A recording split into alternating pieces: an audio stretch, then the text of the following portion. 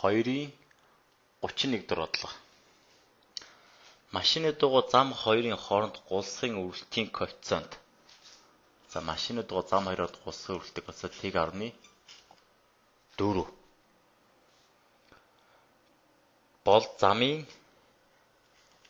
тэнцүү замын 16 м араа тусдаа тойрогоор явж чадах хурдны дээд утгыг ол. За энэ хурдны утгыг олох байна.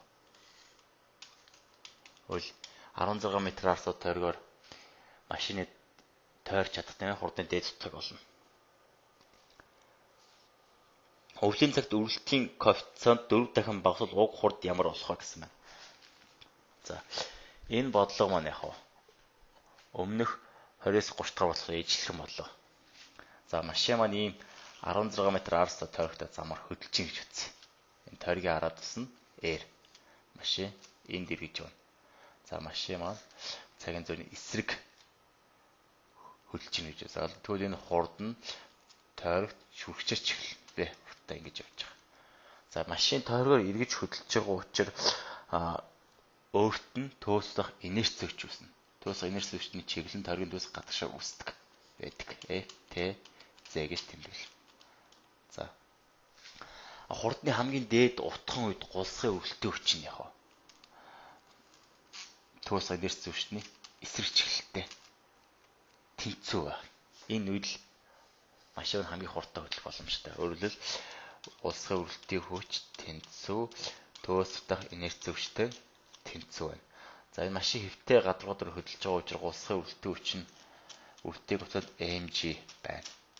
За хурдаа ашиглаад тойргоор үрж байгаа машиныхаа шугам мурдыг ашиглаад төөсдөх инерцийн хүчнийхээ томьёог бичих юм бол n v квадрат хуваах нь r болж байна. За эндээс хоёр массууд нь хуваагдаад эндээс бид нар хурдыг олох юм бол эндээс r-ийг уршна гарч ий. За тэгвэл үрэлтийн коэффициент g r болчихно. Энэ v квадрата тэнцүү. За хоёр язгуур авчих юм бол хурд v тэнцүү мүү g r язгууртай болчихно. За өгдлөө ашиглаад машины хамгийн дээд хурдыг олъё.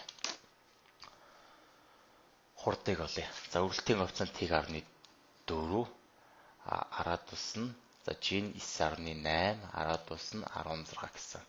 За энийг үржүүлээд язгуур авах юм бол хурд маань хамгийн дээд хурд маань 7.9 м/сек болох нэ.